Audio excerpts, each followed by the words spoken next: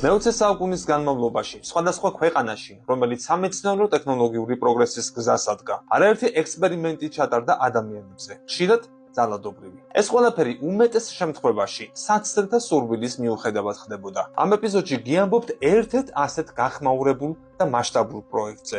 MK Ultra, იგივე მონტოკის პროექტი, ამერიკის შეერთებული შტატების საიდუმლო ექსპერიმენტების სერია იყო, რომელიც Long Island-ის აღმოსავლეთ კონცხზე მიტოვებული რადიოლოკაციური სადგურის შენობაში ტარდებოდა.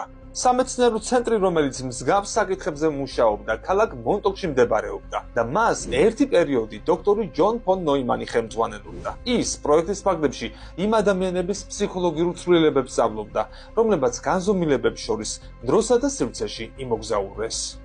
მეცნიერებს იმის გარკვევა უნდოდათ, თუ რატომ მოახდინა ადამიანებზე ფილადელფიურმა ექსპერიმენტმა ასეთი გავლენა.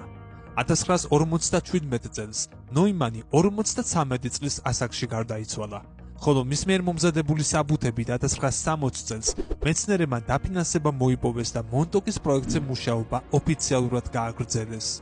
დოკუმენტების თანახმად, რომლებიც მეცნიერებმა კონგრეს ანგარიშის სახით წარუდგინეს, ირკვევა, რომ მათ რამდენიმე ადამიანის სხვა განზომილებაში გადაყვანა და უკან დაბრუნება მსხვერპლის და ყოველგვარი უარყოფითი შედეგის გარეშე შეძლეს. ანგარიში საუბარი იყო ასევე ადამიანის ცნობიერების კონტროლზე და განზომილებათა შორის მოგზაურობაზე. 1967 წელს მონტოკის პროექტი დაიხურა. კონგრესმა მისი დაფინანსება შეწყვიტა.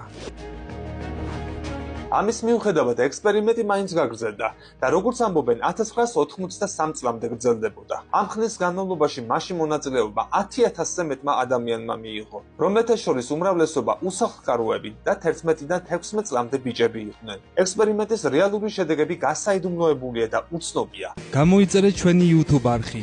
ლინკი ჩაშენებულია მთავარ გვერდზე YouTube-ის სიმბოლო აიკონში.